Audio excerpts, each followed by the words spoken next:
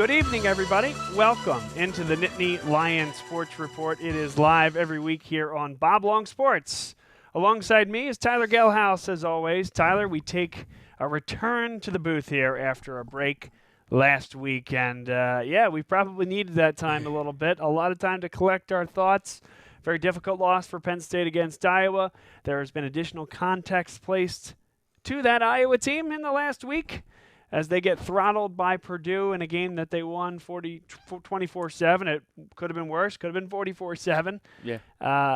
What are your takeaways of the larger Penn State picture? Sure. I mean, first of all, my takeaways probably, if Sean Clifford does not get injured in that game, you're probably seeing a pretty similar result as what Iowa just saw happen against Purdue. I think that Penn State was the much more talented team than Iowa.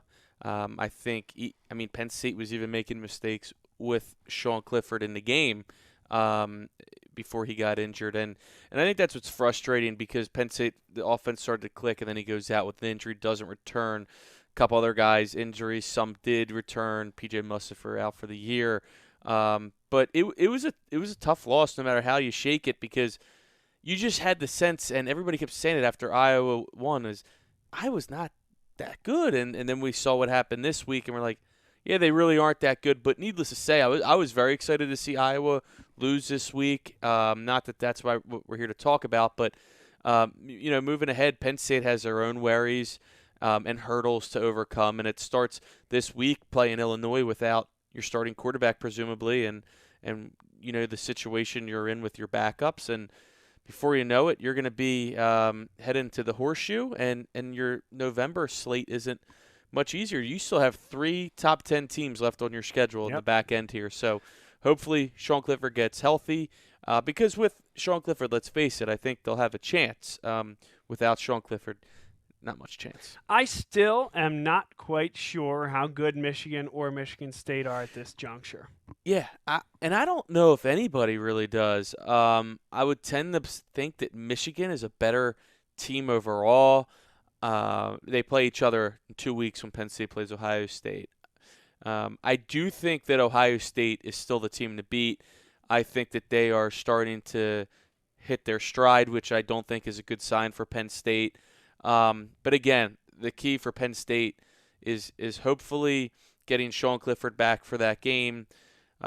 Fortunately for Penn State, you have a very bad Illinois team coming to town, so you should be able to get away with Taquan Roberson, Christian Veilleux playing quarterback, and just kind of getting past Illinois and then focusing completely on Ohio State. Yeah, I hear you. Now, before we do move on from that Iowa game, right, there's things that we haven't had the opportunity to address, and we'll do so quickly. First, fans booing at Iowa with the Penn State players, and sure. I get it. There were a lot of injuries there. A lot of those guys did not come back. Arnold Epicadi, him particularly, was one that a lot of Iowa fans still have seething anger about, but replays then showed that the play before he was limping. P.J. Mustipher gone for the season. Sean Clifford, certainly understand that. John Lovett did not return to the football game. I think the results speak for themselves, but what we've seen from Iowa and their head coach was a resistance to acknowledging that and a retaining of their narrative. A little disappointing, honestly. I always respected Iowa. Their football program. I always respected Kirk Ferentz and the job that he has done. I think he's the longest tenured FBS football coach. Mm-hmm. And I think so. It's just a little disappointing. I don't know how you can think that it's one thing fans booing. I mean, look at what Tennessee did this week against Ole Miss. I mean, I was watching the game, and then I checked the score on my phone, and I see it's delayed, and I think, oh, a weather delay. Okay. And here it's because fans are throwing golf balls, beer cans, water bottles at the Ole Miss players, on Lane Kiffin and all that jazz. Yeah, remember that Ole Miss most recently won the NCAA golf championship, so I don't know if throwing a golf ball is the best I did not idea. know that. Well, there you go. Regardless of what happened in Knoxville, I think my point is every fan base has dopes and idiots, and Iowa fans booing. I thought it was strange. Right away they were booing the ball falling off the tee for Jordan Stout, and I guess it was trying to be funny. Booing the wind. Right. Yes. So I guess my gripe with it is, one, these are college kids, don't forget, and two, what is a Penn State player? Listen, these were all impact guys going down. Brisker went down, as Ebiketie, as you mentioned. Musaford out for the year. Clifford, and I think there were one or two other. Lovett. Didn't even really know what happened there. And Lovett was going to probably get a lot of touches that game at running back, and then Sutherland as well. So, I mean, half of your captains and then other impact players. So, like, if you think it's, and what was that? What was Penn State? What advantage were they gaining? Your hurry-up offense? I mean, that's the thing that gets me is Iowa has one of the slowest pace offenses in college football. That they huddle, they snap the ball at less than 10 seconds.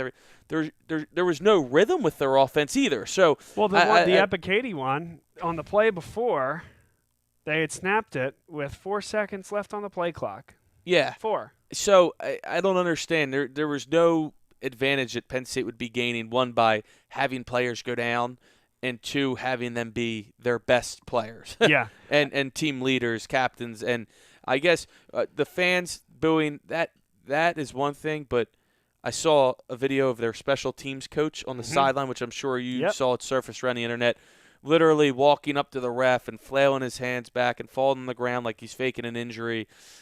Not a good look. And then Kirk Ferentz could have got it all right, and he made it worse at his press conference by saying, I guess, they smelled rats or something. Our fans smelled rats. And that really, I guess, I think Franklin and the staff already pretty pissed, and that really struck another nerve. And I mean, it's just clearly karma. Here we are. It didn't take long for karma to make up for those comments and the actions displayed there as they lost to Purdue at home. So yeah, well, right. I mean, whether one leads to the other. But what I'll tell you is there's one other thing, and that's that a fan of the show that supports another team, actually the Notre Dame Fighting Irish, said to me, this is just it's kind of funny to him that it's taken on this much of a life of its own. And I understand what he's saying. I do, right? This is a silly thing for even James Franklin to have to give a 5-minute speech about on his Wednesday availability after a bye week when your quarterback is injured and your season is in flux.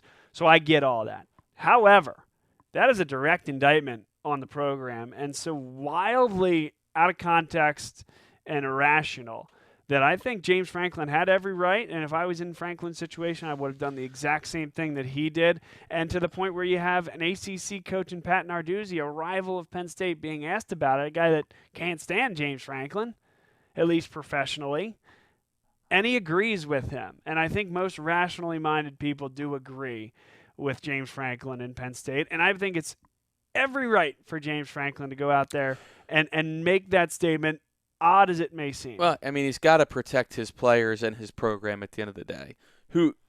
Outside of that, it doesn't really matter if people are this is really taking on a narrative of its own, whatever, because Iowa was legitimately taking a shot at James Franklin's reputation and putting something out there that just isn't true. I never faked injuries in my 16 years as a head coach and my 9 or 8 or however many it already is at Penn State. So, I don't blame him, but it is, I guess, now behind Penn State. But unfortunately, some of those injuries were pretty serious that we're learning about. So it'll be interesting to see how Penn State adapts here for the second half of the season. So let's talk about the most important thing, Tyler, and that is the quarterback position. We came into this year saying Sean Clifford is the most important player to Penn State's success.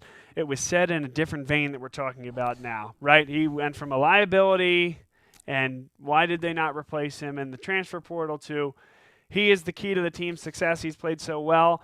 Why didn't they bring in a backup in the transfer portal? And it's really tough to mingle those two portions of the conversation, but all the credit in the world to Sean and to Mike Yursich and for them as a group to put him in a position where, listen, they worked a lot in the offseason with Sean Clifford, put a ton of effort on improvement, and you're going to do that anywhere, right? But this was, I think, almost to the point of Roberson maybe didn't get as many snaps. Veilleux didn't get many snaps. And you kind of threw your eggs into the basket because you had to.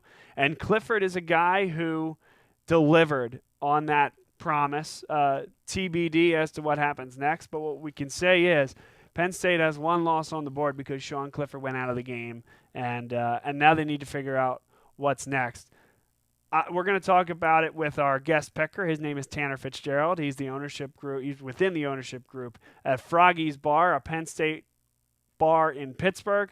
So check out what he has to say in the second half of the show. But I think that you're going to see a much more improved Taquan Roberson. I don't know if he's a guy that can or should be starting on a Big Ten roster right now.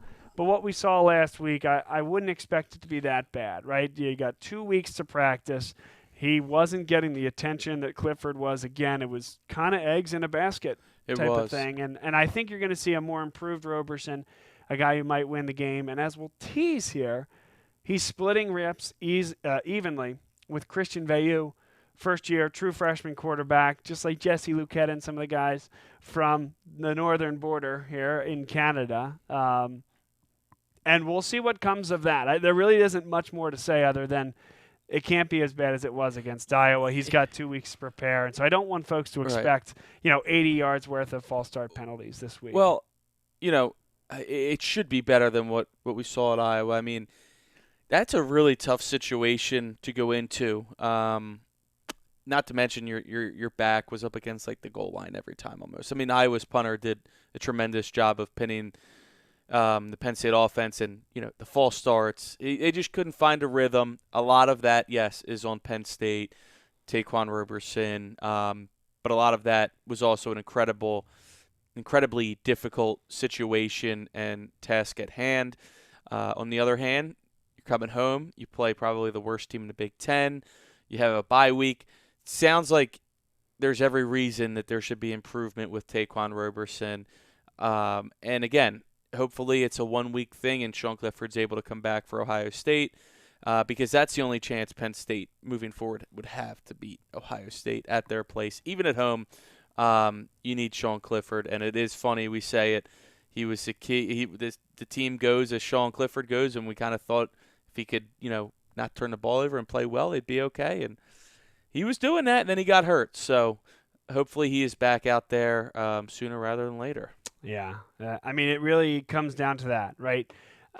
Penn State should beat Illinois with Roberson at quarterback. If not, then we got larger issues that we can address next week. But I don't know that Roberson goes and beats Ohio State.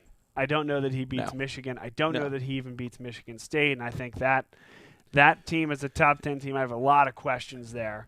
But all that to say, yes, we are at a point of inflection where we don't know. We don't know what the status of Clifford is. The insiders don't know unless they're behind closed doors. They might not be able to program. say. Right. Because, again, James Franklin only will address an injury if it's season-ending, which he did for P.J. Musfer, unfortunately, he was playing all Big Ten football in the middle on the defense. And to close your point, he did not for Clifford. And so at this juncture, not expected to be out for the year. I am thinking, and from everything I'm reading, and the signs are pointing to Clifford hopefully, realistically being back for Ohio State, which would be great. But not taking any practice reps this week. Not yet. Nope. So we'll keep an eye on it. Yep. And I don't know what else you say beyond that. I mean, this time next week we should have some better answers and idea of where that's going. Sure. And we'll keep you updated on all of it here on the Nittany Lion Sports Report. Let's also address what this means, right? Penn State's defense will certainly be effective without Musfer up the middle. It was the interior defensive line that was a point of contention for Penn State. Not a lot of depth at that position. They brought in Derek Tangelo, and that was certainly a nice addition. You have a guy, Nick Tarburton that can slide inside if needed. But that's not even the defensive end position with Lucchetta, right? When Lucchetta had to move back to linebacker because Ellis Brooks was targeting, all of a sudden defensive end depth wasn't very good. There are issues here. Even before that, I mean, you have Adisa Isaac, who isn't going to play this year because of a preseason injury. Mm-hmm. Hakeem Beeman, who can play defensive tackle or defensive end, is out for the year for unspecified reasons. So it doesn't seem to be injury related, but and now you take PJ Mustipher out of the equation.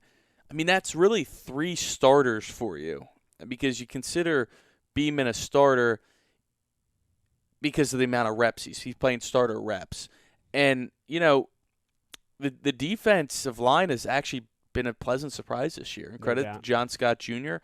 Another hurdle to overcome here. I think you mentioned Derek Tangelo is playing well. I think Devon Ellies and Keziah Izzard, 2 younger defensive tackle prospects, have been playing well. Ellies a McDonough guy, by the way, exactly. just like Mustipher. And Izzard's a DeMatha guy. So I think what you're seeing is these guys they're going to have to – it's their time already, so they got to be ready to go because there's still half a season and a very tough schedule that we mentioned. So it's time, they're going to be growing up fast here, and hopefully they're ready for the reps. And again, this isn't going to affect this year or really even next year, but that lack of depth, it's been something that they've been trying to address in recruiting, Tyler, and they're starting to do that, right? Abdul Carter, a guy who will probably move to edge rusher.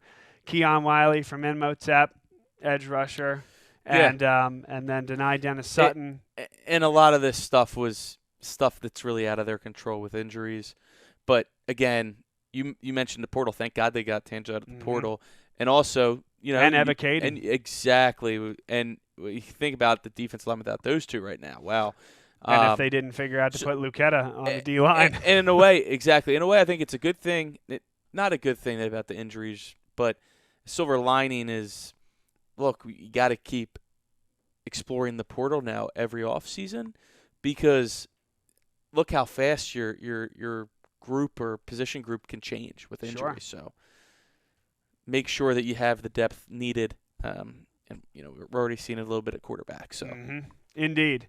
And at quarterback, as we talk about next year or maybe even the year after in terms of viability of these guys, but Bo Perbula, Drew Aller, Perbula from Central York, local here, about an hour and a half west of us, and then Drew Aller from Ohio.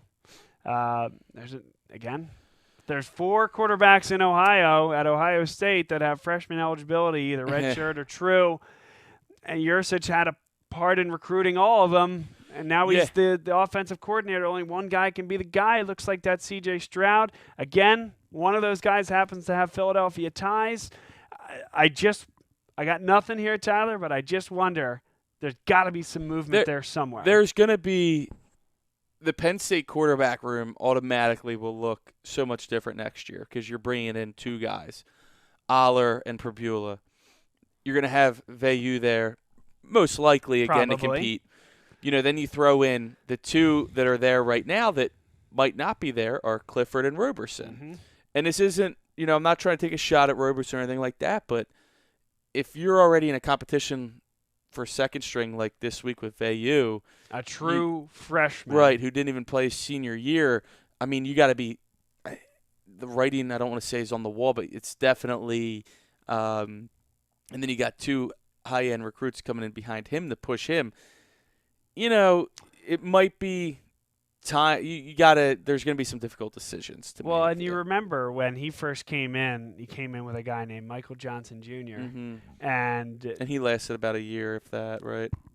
I think the going opinion, at least when Johnson Jr. came in, was that, well, maybe Michael Johnson Jr. has more talent, certainly was a better athlete. Right, but Roberson was a better passer. Yeah, and so when Roberson beat out Johnson and Johnson left, when that started to turn even before Johnson left, I was at least a little bit surprised. And I thought, wow, maybe Roberson has something here. And I think what we're learning is that was more of an indictment of Michael Johnson Jr., Micah Bowen's also transferred out. Right, there's been a ton of movement and not a ton of viable quarterback candidates. The quarterback options, and it was a revolving door for a little bit at offense coordinator. The quarterback recruiting just really wasn't that good, and that's a huge. That's why they're really in this situation right now, and that's why Mike Yursich is here. And the other interesting part about the quarterback room, and we've talked about this, and we're going to continue to talk about it, I'm sure. Sean Clifford could come back for a 6th year. He could. So that'll be something to pay attention to as well. And if he doesn't, I would not be the least bit surprised to see Penn State try to go out there and look at the portal and, maybe get a college guy that's been around for a little bit because it's going to be an incredibly young quarterback room. And as we're seeing this year, it's great to have options in case option one goes down. I don't know why you wouldn't bring Sean Clifford back at this. Oh yeah, I juncture. mean he could decide to go, but he also could decide with new name, image, and likeness. Exactly. That I could go That's to the Blaze key. Alexander Ford outside State College Right. and make more money than I would as an undrafted free agent that gets cut from the scout team for the Tampa Bay Buccaneers. That would be something again next year. Talking about Sean Clifford again. I mean, he'd be 24 years old. Maybe he'll own a house up at Penn State by that point. And you don't have an answer right now, No. Tyler. And Bo Pribula, God love him, he's not going to be the answer. Well, if Kyle McCord comes in here from Ohio State, I think we have a conversation. Anything Right. short of that or some other big name transfer I'm portal? excited about Drew Aller, but you look at the beginning of Penn State's schedule next year with, you have at Purdue week 1, at Auburn week 3, Ohio State and Michigan back-to-back weeks, late October, late September, or both early October. And, it'd be great to have a 6-year senior leading your team at quarterback at that point. So, but how good I'm is sure, it to have Tariq Castro-Fields and Jaquan Brisker Right. now? I know they're not 6-year guys, Right. but so it'll be interesting, and I think there's going to be a lot of moving parts with everything. So, yeah. But we got Illinois first. Illinois, the Illini, coached by none other than Brett Bielema. Calling out his team. Did you see that? What do you got for me? Well, I don't have word for word, but essentially, paraphrasing, we didn't recruit these guys. They're really not on the offensive line, at least like, Big Ten caliber. So, firing his guys up. Something like that. Yeah, I mean, I'm sorry I don't have the quotes or the video, but you'll have to take a look at it. He's a terrible head coach. I mean, everywhere he had a gift-wrapped thing in Wisconsin, and you still have folks talking badly about him. Yeah. And then you hear stories about things that happened at the college bars in Arkansas and being pissed drunk all the time. Doesn't and going surprise after the college girls. There's no reason that he should be coaching a college football program. So you're saying he's like Ed Ogeron, but doesn't have the national championship to back it up? Or the personality. There you go. Or the personality, There you go. I guess. Yeah. Yeah, and doesn't eat as much crawfish. I don't know, man. Ed's a big boy, but not like Brett. No, we're different types of mass we're talking about there. Absolutely. So, listen, Penn State should have no problem with Illinois. Sorry, guys, we don't have a ton of in-depth Illinois breakdown. I think that would be a waste of our breath in your ears. If Penn State doesn't win this game and doesn't win it convincingly, then we have major issues, and they're immediately out of any college football playoff And discussion. it's not going to be pretty. At least I'm not anticipating it to be pretty. So don't come in here thinking Roberson's going to pass all over the field. Maybe he surprises us, but I think it's going to be a sluggish start. I think, Penn State will 20. They'll probably put somewhere in the 20s.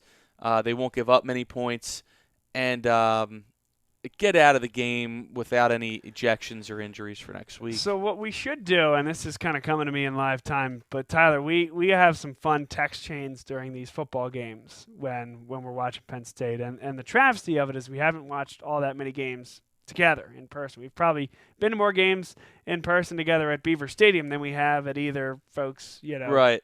Room or house or whatever. But during that Iowa game and after that Iowa game, you were pretty certain that with or without Sean Clifford, you think Ohio State, is clearly the better East team. Do you have any additional thoughts on that? That was after a long day of drinking. Maybe I shouldn't even have. At the camping trip. However, I said it again tonight. Ohio State they're hitting their stride, I feel like. Yeah, I think you're right. I have no gut feeling or anything in the world that Penn State goes in there and wins, with or without Sean Clifford. Really? I don't know. It's weird. I feel like with the way that Iowa game went and then with the bye, it almost – and it's so strange. I think a lot of it is because of the way it went, the injury to Clifford, and the bye. It almost feels like the season ended to me. And I know it didn't. It's bizarre. And I'm like, well, everything is still out in front of this team. Because here's the thing. If you beat Iowa, you still have to beat Ohio State to control your destiny in the East. Otherwise, even if you had beaten Iowa, then you would have been hoping for the committee to 11-1 hypothetically, and then didn't win your division. You still have to rely on the committee, which the committee you can't really. You want to have it. You control your own destiny, which they still do. I just think it's going to be really tough to beat Ohio State because they're hitting their stride, but they are extremely vulnerable as well defensively, but it appears on defense they struggle against the run, and for whatever reason Penn State can't run the ball. But hey, look, bye weeks sometimes work magic, so we'll see. I'm just not that as confident as I was, before the Clifford injury. I thought that there were some flaws that I wasn't really expecting that were on full display. The defense was unbelievable against Iowa. But that Iowa offense isn't that great. I know All things considered, when you consider the field position, and I mean, Iowa's getting great field position from the start of the game at the 5-yard line, really. Yeah, and they couldn't score. That's my point. Yeah, but I thought the Ohio State is a totally different offense, as you know. I'm not, Of course. I think Penn State can beat anybody left on their schedule. I think so, too. I just don't see them beating Ohio State. If I had to guess right now, if Sean Clifford comes back, I'll give you I'll say 10-2 is my season prediction. I think it's probably good enough for New Year's 6. I think it's something that everybody can, for the most part, say that's a great season. Stinks about losing at Iowa. What could have been 11-1? Would we have gotten in over undefeated Cincinnati if that's what it comes down to? But at the end of the day, going 10-2 is pretty good. Yeah. Listen, they could go 10-2 beating Ohio State, because then they'll have to play 2 more top 10 teams, and then whoever comes out of the West in the Big Ten it's title not game. Easy. It's the best. The Big Ten East is the best division this year. I don't care what you say. It's better than the SEC West this year. And I think the tough part for Penn State fans is that this is the most open college football season. Clemson is absolutely nothing, not even a part of the conversation. Alabama loses to unranked Texas A&M with a backup quarterback. Yeah, Georgia has their backup quarterback, and I think they're better with him. By the way, you want to talk about hitting your stride? Okay, we'll talk about that, because they scored 10 points and not an offensive touchdown against Clemson. So, like you said, they might be better now. You don't want to hit your stride too early either. With Bennett, I'm just not so sold. I'm hearing Georgia be talked about like Trevor Lawrence led Clemson and Tua led Alabama, and I'm telling you, that's not the case. They're not that good. No, I would still, if I had to pick today, gun to my head, Alabama. Even with that loss, it's Alabama. It's Alabama. And Georgia, show me. Exactly. Show me. Yeah. Just show me first. And if they go run the table and go 15-0, I'll don my cap and I'll say, congratulations, I was wrong about this team, but I don't see this as an all-time great college football team. Maybe an all-time great defense. Could be. But, we'll see. It's crazy. We're only halfway through the season. Like I said, it feels like it ended already, which it obviously didn't, and we're just getting started here in October. Also, just getting started here on the Nittany Lion Sports Report. Next up, our guest, Tanner Fitzgerald, part of the ownership group of Froggy's, a Pittsburgh favorite bar. Went the way of the wind in the early 2000s. He and his folks brought it back in the late teens, went through COVID, and now are back and stronger than ever. We're going to talk to him about that. It's a great place to watch Penn State football if you're one of our Pittsburgh listeners. I know we got some folks concentrated here in Philadelphia, and then through Bruce and his group and the Sports Stream Premium Network out in Central PA and even beyond.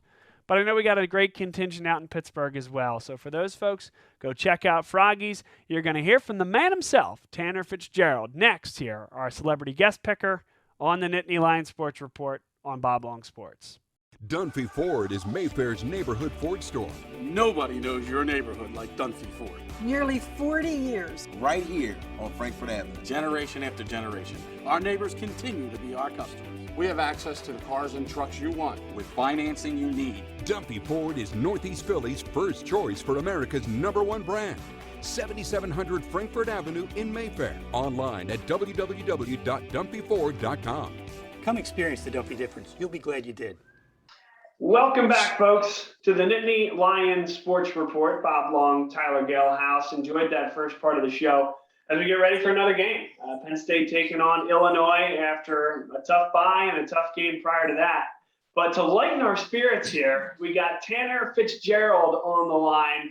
He is part of the ownership group of Froggy's, the bar in Pittsburgh. He's got a Penn State flair to it. A great story. Tanner, first of all, welcome, and we're excited to explore the story of Froggy's. Thanks, guys. It's been a while, but good to be back on the show. Yeah, we are here in Pittsburgh, but we keep the Penn State flag waving, and luckily Penn State's been had a good run the last few years, so we've been able to build some momentum in keeping this a Penn State bar. But Froggy's, we took the name from an old Pittsburgh bar from early 2000s. A lot of Steelers and folks. It was hot downtown, and it closed. And that's been about 15, 20 years. We tried to keep the name alive, and we did. And it's an old. I can pan over real quick, kind of old-fashioned little tavern bar here, but great sports atmosphere, great Penn State atmosphere. So.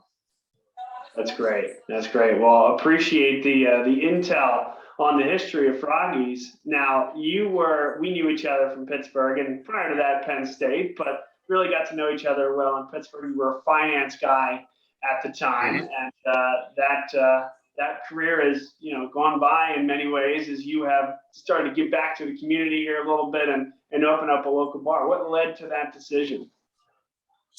I had pivoted a little bit into we started lending together at PNC, and I wanted to get into more of a hands-on lending, and I did that. And once I did that, I wanted to get totally hands-on because we were going out and making real estate and business loans, and those folks just they inspired me to whatever they were doing, even though it's riskier.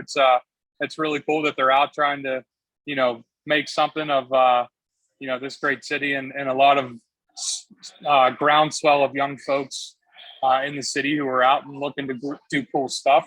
So, an opportunity presented itself in that time frame with me and a couple uncles, and we decided to go after it and run with it. And that's been 3 years now, so we survived the pandemic, and we're doing all right. So what does a Saturday at Froggy's look like then, particularly in the fall? You mentioned off air that this is a Penn State proud watch party and Penn State Alumni Association, all that good stuff. Yeah, it depends. If there's no big game, we'll normally get hot around the 4 o'clock hour for that slate of games. Like last week, their Penn State was off, so. We didn't heat up till later, but when we do have a PSU game or a Big Pit game, which we will get to, I think, in this block as well. They come out, as they come out early and in high numbers, and we were jam packed for the Iowa game, as you'd imagine, and unfortunately the game didn't end as we wanted, so we had some folks clear out, but that was a good Saturday. Well, you mentioned coming out early and staying late. I know you're talking about the Penn State folks there, but you mentioned Pitt. Mm-hmm. Like at Heinz Field, do they also leave at the end of the third quarter after Sweet Caroline? No, you know what? They hang on in the bar, but they don't hang on as long as we do. So, I think it's they like to beat traffic. Let's put it that way from Heinz Field. So it's tough to walk back to campus. How close are you guys to Heinz Field, and where in Pittsburgh are you guys for those like me that really aren't too familiar? I've been to Heinz Field, but other than that, I'm not too familiar with the city. So whereabouts is Froggy's located? We're in Bloomfield, which is old neighborhood, Pittsburgh's Little Italy. It is 2 neighborhoods up from downtown. So you got the Strip District, a little bit of Lawrenceville, and then you have Bloomfield. So in the marathon, I think you hit Bloomfield at mile 23. and you keep going down Liberty Avenue, and it ends downtown. So, Bob gets down there quicker than I did, but I eventually made it to downtown from Bloomfield. So only a couple miles downhill. That's right. I remember you ran many moons ago. Are you still into that stuff? I haven't been lately. I have not been lately, but I hope to get the itch hopefully next year, because especially the route comes right in front of the bar, and with 3 miles left, I mean, stop for a beer, shake some hands, and if you don't make it to the finish line, you made it to a finish line. That's great. This is Tanner Fitzgerald, folks. He's our celebrity guest picker here on the Nittany Lion Sports Report. And yeah, you teased it at the very top of the broadcast, and I almost forgot myself. But that's right, a former co-host on Oblong Sports from our time back in Pittsburgh, man. Oh, yeah. Those were good times. No, I don't remember a pick segment back then. The PA laws around gambling have changed. But I'm happy to be part of a new segment. But yeah, a lot of good times, a lot of good playoff baseball back then, from what I can remember. So the Pirates were a different team then. I think we focused on them a little bit more than you guys might now. No doubt, man. Yeah, I'm sorry about the Buccos. I still pull for them, man. I do too, bro. I keep you close. I still recount the couple of summers I was out there, but I went to about half the home games, and of course you accompanied me to a lot of those, so enjoyed our times there. It must be tough to find your way to 40 Pirates games right now. Wait, say that again? Sorry, I missed it. It must be tough to find your way to 40 Pirates games right now. Oh yeah, it would be easy to from a cost standpoint and a parking standpoint, but to get the vested interest, it's a little tough. That's great. So what's next for Froggies, right? I know you're staying engaged with the Penn State community, the Pittsburgh community. Big plans ahead? Oh man, yeah, we're I would say in the next phase here would be to add a kitchen and food. It's an old tavern that never had a kitchen. In the old days, this was always a bar. The woman would cook upstairs in her apartment and dumbwaiter the food down. Not exactly health permissible anymore. So that'd be our next phase after we try to build back up after some losses in the pandemic. But keep moving. I think soccer's in our future. There's a niche around here for some early morning soccer. So I think that would definitely be a next phase for this bar. We draw well when we do have soccer and when we had the Euro Cup and stuff like that. So I think a more permanent foothold in that. A foothold in football, huh? Yes, that's right, brother. That's right. You'd have a patron if I was out there. I love my English Premier League mornings. I figured you would be. So I will keep you posted. Yeah, please do. That's great. Well, from the looks of it, that looks like a heck of a Saturday morning football bar. Now that's a crowd that puts even the best Penn State drinkers. It gives them a run for their money. There's no doubt. They come out early and in volume. So as you know, I mean, that's some passionate fans. So before we make some picks here, Tanner, again, Tanner Fitzgerald from Froggy's, part of the ownership group of Froggy's Bar in Pittsburgh. Make sure you support what they're doing out there. They're doing great things.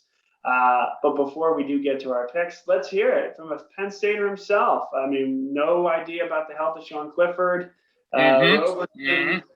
Looked the way he did against Iowa. What do you see for the second half of the season here? Oh, man. Well, I'll be optimistic and say that even if we don't see him this weekend, we will see him soon and down this pretty important stretch. I hate to say that it all hangs on him because you might be able to get by another week without him, but doesn't seem like it. So I would say if he can get healthy quickly, I like us to make it into the playoff. That's where I see it. It all hinges around him for me. So. And then any hot takes? I mean, you've had opinions on different head coaches and assistant coaches in the past, and almost no repercussions besides that of the rage of our fan base and your constituency at the bar. Anything you want to share? Oh man, nothing too hot, to be honest. I do think that a half a dozen coaches, if not more, could have figured out a way to win in Iowa, given the circumstances. Now that's not for me to say that I don't think Franklin could win a national championship, but is he always the greatest tactician? I don't know, but that was my take from that game. Was horrible hand to be dealt, but have to have some level of preparedness with the backups and with that a 17-3 lead. So that was my biggest kind of hot take from that game. But it's a brutal hand to be dealt. So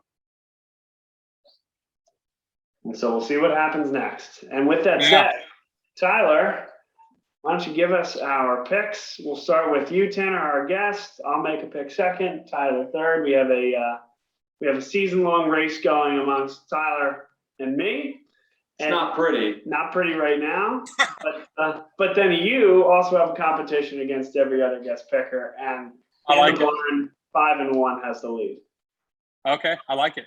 All right. So Tanner, first game, and these are all just straight up head-to-head other than the Penn State game. So we have Oklahoma State at Iowa State. I like Oklahoma State there. I'll take the road team. Yeah, I like Oklahoma State as well. Sometimes I get myself in trouble picking road teams, Tanner, but Iowa State, and you also get yourself in trouble going transitive property, but here we go. I know. Looks horrible against Iowa, and we see what they've done. Has Iowa progressed, or is Iowa State just not where we thought they were before the season? I'll go Pokes in this one. Yeah, I agree with that. Mm-hmm. I'm gonna go against the grain here. I was surprised to see Iowa State was like a 6-point favorite in this game, despite the rankings. Oklahoma State's coming off of a good win at Texas, where they upset the Longhorns. Again, even with the rankings, Oklahoma State's not getting much love from Vegas, as I think they're 12 right now, and they're still underdogs in these games. So I'm going Iowa State. I know that they haven't lived up to it with Brock Purdy, Breece Hall, but I think they're going to come through this week for me. So I got Iowa State. You can say it hasn't been Purdy. It hasn't been Purdy. There you go. I like that. I can always count on you for the one-liners, but next we're going to head out west. We have Oregon at UCLA in the Rose Bowl. Tough one, back and forth with Oregon, but despite a tough overtime loss in Stanford, I still see them as a fringe playoff team. Offense has been a little bad, but I still like them in UCLA. I will go with Oregon there. I'm riding with you as well, Tanner. I like Oregon as well. Not great last week, but I think good enough to win this one. Yeah, I'm right there too. We'll make it a clean sweep. I got Oregon. Should be a pretty interesting game. However, I think it's at the same time, if I'm not mistaken, is another interesting game that I'm sure you will have your eyes on, Tanner. Clemson at Pitt. I believe it's 3:30 on Saturday. I got to, and I always tell myself you can't bet on Pitt either way, either for them or against them, because they're going to kill you. But I will take the home team here. I just think that their offense has been too good, and Pickett's been too good. And the flip side of that is Clemson's offense has just not been good enough. I mean, they really can't score. Their defense is great, which has really held the team together. But I just think Pitt outscores them. I think it'll be a higher scoring game, but Pitt will outscore them and will win. And I believe they'll cover, even though that's not the pick. But I think they cover a spread against Clemson. Gosh, this is an amazing world we're living in right now, guys. Really? Yes, it is. Pitt is home favorites against Clemson in 2021. Yeah, October 19th, 2021. Yep. About a month and a half after Georgia and Clemson, and folks are thinking that's a semifinal preview. 10-3. Right. Oh man, I gotta go Clemson. I just don't know. Call me crazy, losing my shirt on things in the past, but I just don't see it. I'll believe when I see it with Pitt. They also lost to Western Michigan. Yeah, that's true. They did. Who's not as bad though. Western Michigan has proven to not be. That's not that bad of a loss. They're not great, but I will. I watched a little bit of Western Michigan. Pitt should have won it, but they're not as bad as it might appear. That's all I'll say on that one. He knows his directional. I was going to say it's still a directional school. This way, up, down. Yeah. Clemson is like they got injuries. They get guys hitting the transfer portal every week. They're either losing close, ugly games or winning close, ugly games. I mean, there's nothing in between. It's just ugly. It is. I think they still have more talent than Pitt. And when I say that, I mean the blue chip recruits. They still have them. I think there will be a good amount of orange in the seats. Good amount of Pitt fans and probably a good amount of yellow empty seats as well. But not like your typical home Pitt game. But I'm going Clemson here. I think it's going to be close. I'm interested to watch it. It should be fun. We're gonna head to the Big Ten. A team that is really struggling this year. Wisconsin travels to Purdue, who obviously just knocked off Iowa in Kinnick Stadium. Yeah, Wisconsin stinks. All Purdue here, even if that's not what happens, it just don't put your money anywhere near Wisconsin. But Purdue's had some average to bad losses as well, Iowa is not a top 5, top 10 team, I don't think. But they won on the road there, which is always hard. I like Purdue all day here. I'm going to take Purdue as well, Tanner. We're agreeing on a lot of things, except for your hometown Pitt Panthers. But Wisconsin does not inspire confidence, do they? It is just awful to watch. Even when they shut out Illinois, it was disgusting football the whole way. It really was. Yeah, I think it's going to be a close game. I think Purdue's coming off of the high, but Wisconsin has just been downright bad every time I've watched them. And I've watched them a lot this year. They've had some pretty big early games. I'm going Purdue. I really like David Bell, the receiver there. He had a huge game against Iowa. I think Purdue gets another win, and all of a sudden they're in the thick of it out west in the Big Ten. So I'm going to go Purdue. Next, we're going to go BYU at Washington State, who just fired their head coach due to COVID mandates. Washington coming off 2 good wins. Washington State, sorry. BYU, 2 bad losses. But yeah, with the coach thing, and I still think BYU's still scoring. I like him in this one on the road, given the kind of distraction in the locker room with Washington State. I think I'll take BYU here. Yeah, I'm hammering BYU as well. I think it's a pretty good football team, actually. They've had a couple tough losses. The Boise State game didn't look as good, but nothing about Washington State, just borrow a term I just used, inspires confidence. Now, I will take us in a little bit of a different direction. Either you guys follow or any of our fans follow message board geniuses on Twitter. And if you don't, you should. These guys comb through the different message boards, just like you'd see on like a 24/7 or PWI or like Penn State, but those all over the country. And they find the most ludicrous and outrageous things that these people have said, screenshot them, and post them on Twitter. And there was a great one about the Washington State head coach, Nicholas, getting fired. And apparently it all went back to the governor of Washington, who is a University of Washington Huskies fan, and his knowledge of this situation at Washington State. And that was the reason they put this that's beautiful. Ball in. So I tell you what, college football runs deep, man. It does. Making sure the Huskies. Who said it's just a game? That's right. It's embedded. It's embedded deep. The Pac-12, it just means more. Yeah, there you go. And finally, well, I'm going BYU too. I don't need to talk much. You guys kind of covered all my points there. And beyond.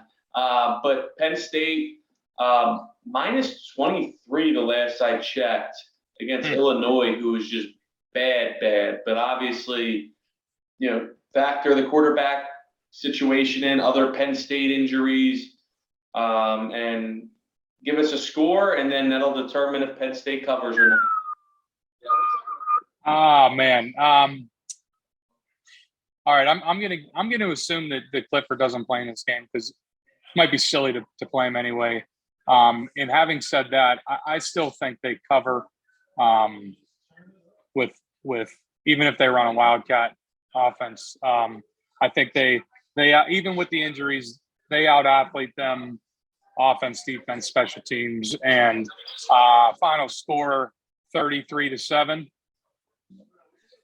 Okay, I'm going to take Illinois. Now, we led in the first half of our show, and I talked about how I wouldn't expect a complete repeat of what we saw with Roberson, right? And he just wasn't ready. They've had a week and a half, all that, not rocket science, right? But that's a lot of points. It is. Ton of points. Illinois does suck, but I'm going to go Illinois to cover. Let's just call it 20-3. Some sluggish, not so inspiring. But, just not a very inspiring week of football, apparently, for me. I'm kind of right there with you, Bob. I have Penn State winning, not covering. I have 27-6, so very close to the cover. But yeah, I mean, there's talk about Roberson isn't as far ahead as where they'd like him to be at this point in his career, and I think that's pretty obvious from what we saw yesterday. And Splitting snaps with Christian Veilleux. So I think you might see a little bit of him, the true freshman quarterback from Canada. Regardless, I'm interested to see how Penn State responds after a tough loss, a bye, some key injuries. PJ Musafir out for the year with a lower leg injury. But I think it's the defense will step up. They're not going to give up much. And I think, too, they're going to be, I don't want to say looking ahead to Ohio State, but I think they know they can get away, keep walking for the most part against Illinois. Homecoming, 12 o'clock start, all that. I got Illinois covering barely, but PSU winning. There you go. All right. Well, Tanner, you've made it through the gauntlet. Now you sit back, kick your feet up at Froggy's on Saturday and see how you're picking. That's right. Well, I'll keep this scorecard with me, and I might put some actual live action on it because, man, does it look pretty to me as a 6-0. So I might have to go right to the book with this one. Going down the rivers. That's right. That's right, brother. Hey, great having you on. Glad we could do this. Best of luck at Froggy's. To all the folks out there, go visit our buddy Tanner, whether you're on the West Coast side or just make your way out to Pittsburgh. And I'm sure if you drop the Bob Long Sports name when you're ordering your beer, I'm sure there'll be some sort of discount there. I'm not sure what it'll be, but I was just going to say, if you fellas are ever in town, we'd be happy to host a Thursday night BLS sports pick hour here. We got the whole back, so open invitation anytime. Thank you. We should do that. That'd be great, man. Tanner, thank you for being with us. He's been our guest picker. He's Tyler Gehlhaus to my right here, and I'm Bob Long saying thanks for listening. Thanks for watching. Enjoy the football. We'll see you guys next week.